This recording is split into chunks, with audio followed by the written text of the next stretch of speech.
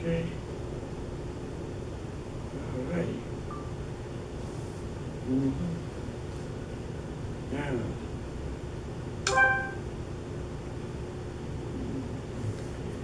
Today Okay. is November 18th, 2016.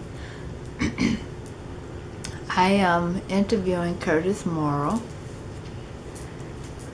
He has completed his latest book, The Artist's Odyssey, and I am going to be asking him questions concerning this book and about his life journey leading up to this point. So, how are you today, Mr. Morrow? I'm doing great. Just great. Okay. And let me start off by saying that Mr. Morrow, Curtis Morrow, sometimes called Kojo, is known for his creativity. He's an artist using paintbrush and canvas. He is an artist of making jewelry. He is a writer, author. He is just a very creative person that enjoys exploring new possibilities that have never been explored before by himself and sometimes by other people too. So I am going to start off by asking him what motivated him to create this book in this form. Oh, well, this is, can you see it okay? Yes or no? No. Okay. Well, it's not important because they'll be able to see copies of the book, on my website, on the Facebook website. Okay. And also, I just do a separate taping of the photos in the book. But what motivated me to do it is it's like my legacy in arts. You know, it's not a memoir. I don't think it would be called a memoir, right? It would be called a legacy. The photos in this book here is of my art and craft from the year 1965 up to the present. So that covers the period that I lived in West Africa, which was from 1965 to 1976. And in Africa, I went over there as a fine artist, and of course there wasn't a way to earn a living as a fine artist in Africa, so you have to do other things, and I did. So I managed to get into making jewelry using traditional symbols, like for earrings and pendants and so forth. That was I was carving those out of chips of little bits and pieces of ivory and cow horn. And so on my return to the States, I first became familiar with lost wax casting and model making. So I began making wax models for jewelry, like earring pendants and initial rings and the whole gimmick thing. Of course, I was working with other artists, other craftsmen, like diamond setters and gemologists and engravers. So it's like a little network. That's how jewelry is made. One person would probably make the model, then someone else will. The buyer would purchase their diamonds or whatever gemstone they wanted, and the model maker would make the piece from their description, whether it's a wedding ring,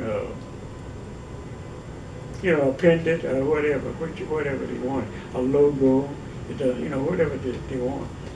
And so, and from there, it just progressed up to the casting bit. And so that was the way that I earned a living.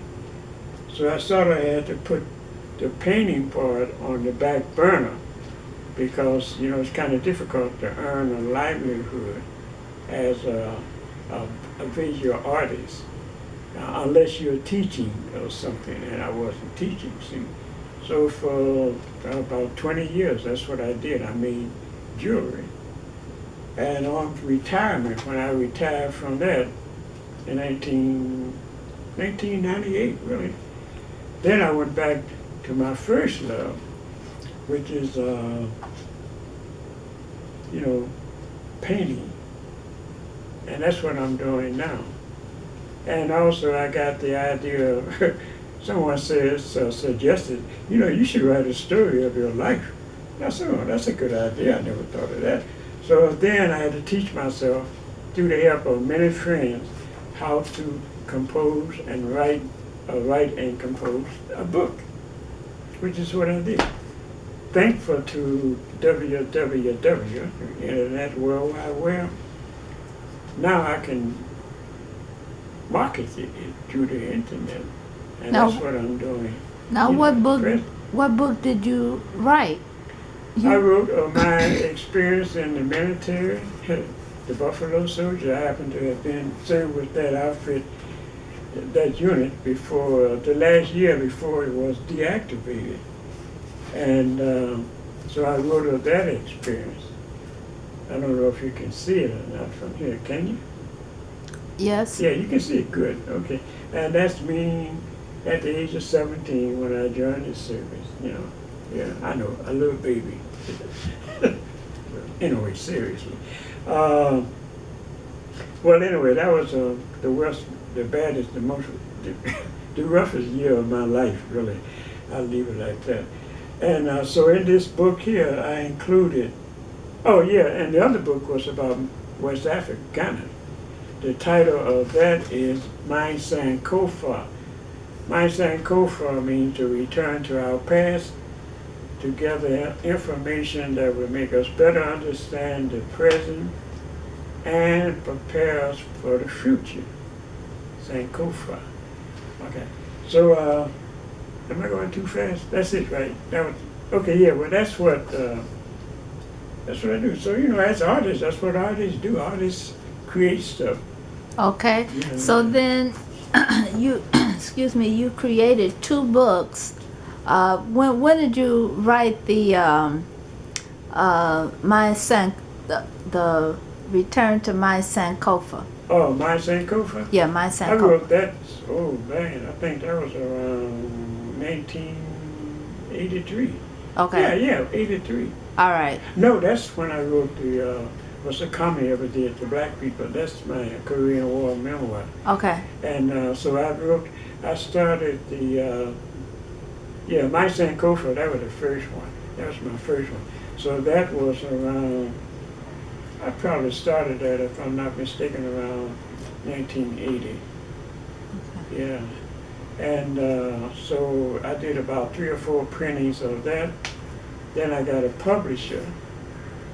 And, the publishers, some publishers began to, when e-books came out, they began to, drop off on them. It was, I guess it was probably difficult for them to market at the bookstore, because that's when I found out that bookstores mostly get their books on consignment, like 30 days sell or return. So at the end of that 30 days, if the book's still sitting up there, the owner could just return the book to the publisher, which is, that's a lot of postage expense.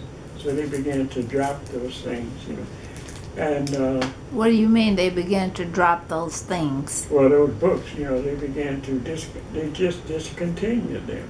Okay. So that meant that I could do what I wanted to do with it. That means you could go back and pick them up I could from I could bookstore? self-publish them Okay. if I wanted to, which I did.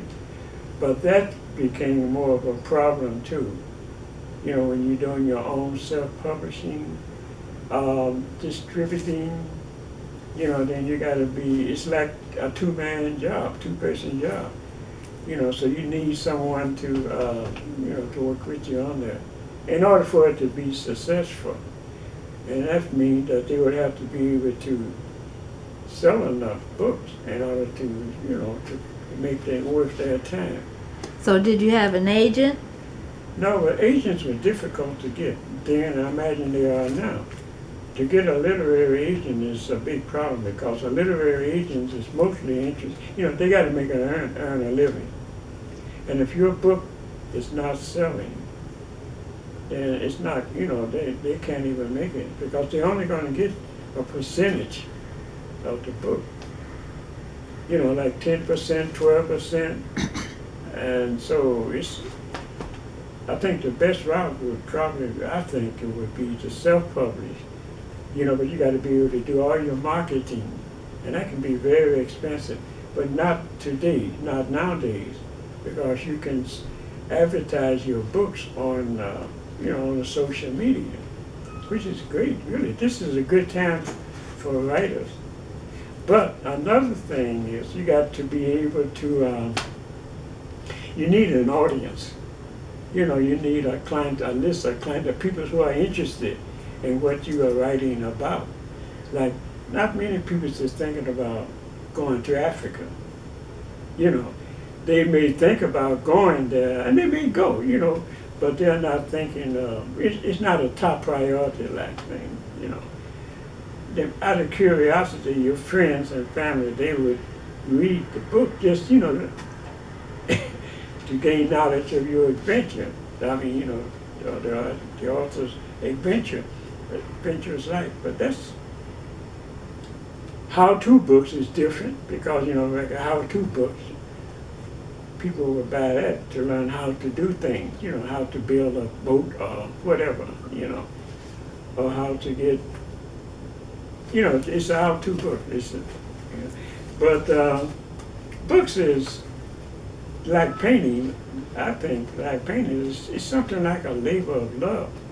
Okay, that's what I was. Yeah, you do. It's a labor. It's a gas, really, when you can take a blank piece of paper and you sit down and you draw a picture on it, and then think you can write a book on it, and it's just like a fiction book, a love story. You can just imagine something,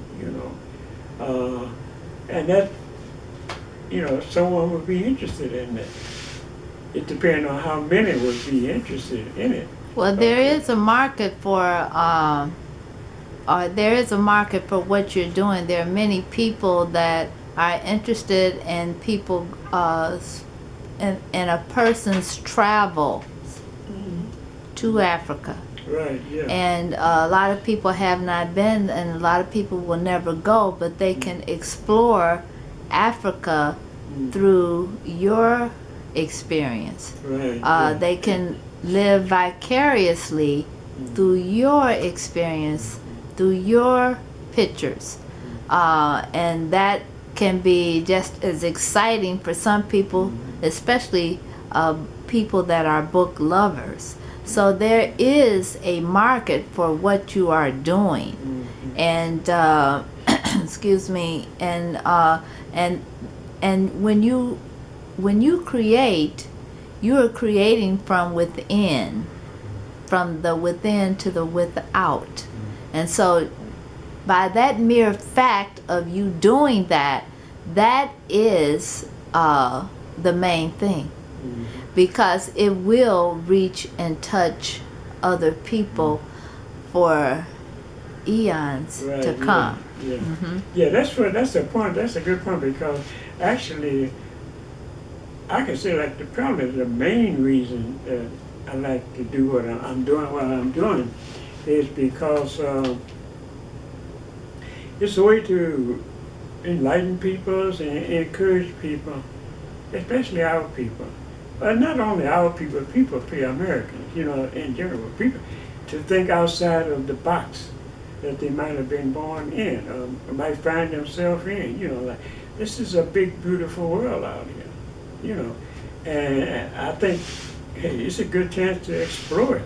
We should explore as much of it as possible. It's just like a scientist, really. You just exploring, going into the unknown, and it sounds kind of frightening at times, but once you get into it, like I don't know. I think you get my drift, though, right? Yeah, because people are more, excuse me, a lot of people are afraid of the unknown, but the unknown is where the beauty and the grace and the exploration of your journey begins to develop and evolve. And a lot of people say, well, I'm afraid, but there's nothing to be afraid of because you're stepping into something that has not even been created. You have a clear, a blank canvas when you step into a place that you have never been in. Going back to when you coming from the within to the without, that's the beauty of it. Right. And so that's what your books have done. You had an idea, and you didn't just sit on the idea, you brought these books to fruition. Yeah. And you know, of course you didn't know where you were going, but you got gratification from creating True. those Yeah. books. And so that's my message, really, is like, for instance, say if I was 9 years old now, I'll just, you pick that age, a 9.